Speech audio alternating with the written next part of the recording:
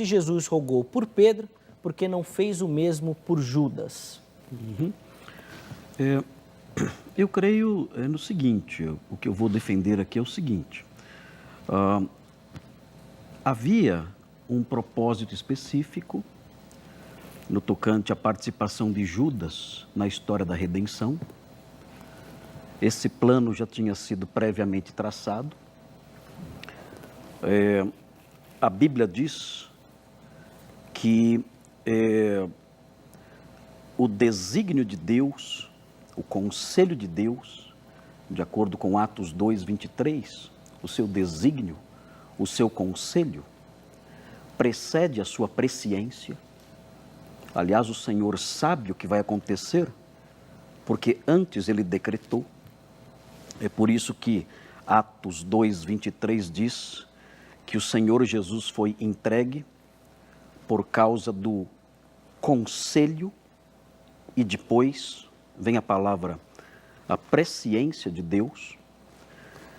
Então eu creio que havia um conselho, havia um decreto, havia um plano pré-fixado.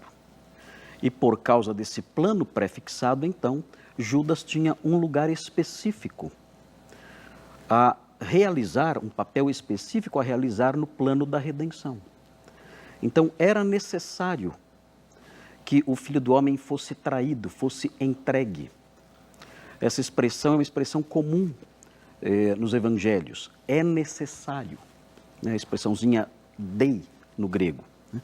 É necessário que o Filho do Homem seja entregue, seja morto e ressuscite ao terceiro dia e tudo mais. Então, essa expressão é necessário aponta, entre outras coisas, para um decreto pré-estabelecido. Então, por causa disso, talvez por causa disso, o texto bíblico não dá explicações para isso.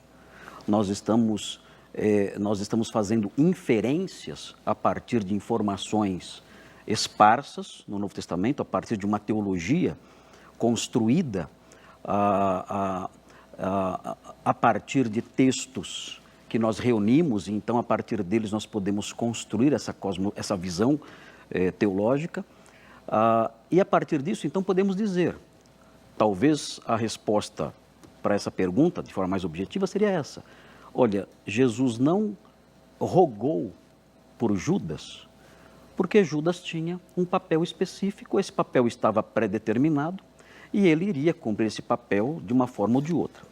Então, quando nós lemos, por exemplo, Lucas 22, eu quero mostrar aqui, Lucas 22, versículos 21 a 22, 21 e 22, Jesus diz o seguinte: mas eis que a mão do que me trai está comigo à mesa.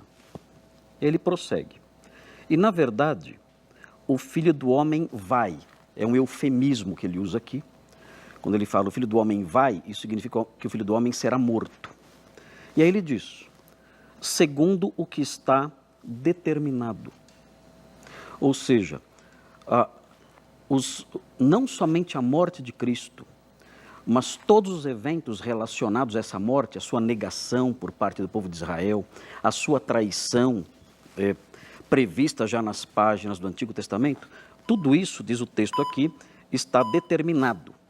E aí ele prossegue dizendo, mas ai daquele homem por quem é traído.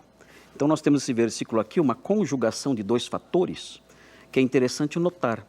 A conjugação da soberania de Deus e da responsabilidade humana, mostrando que as duas coisas andam juntas, ainda que nós não consigamos conciliá-las muitas vezes.